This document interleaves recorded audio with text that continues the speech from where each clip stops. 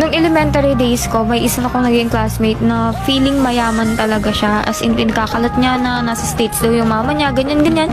Yung mga kwentong, alam niyo na, para pasikat sa mga kapwa bata, diba? Tapos one time, may nakita kaming ballpen sa kanya. Yung may mga design sa dulo, like Hello Kitty, ganyan. Tapos may keychain. Pinagkalat niya na 500 pesos daw yun, ganon. Tapos kami namang mga ututo, di naniwala kami, tapos namangha kami. Tapos one time, may mga visitor kasi na pumapasok, diba? Yung mga nagtitinda ng ballpen. Pagpasok ng visitors, agad niya pinakita yung ballpen na binibenta niya. Nagulat kami kasi kapareho ng ballpen nung nagkaklasiko na feeling mayaman nga. Kaso, yung design iba. Kasi 'di ba yung sa kanya Hello Kitty, tapos yung binibenta ng visitors is Stitch yung design niya, yung sa dulo.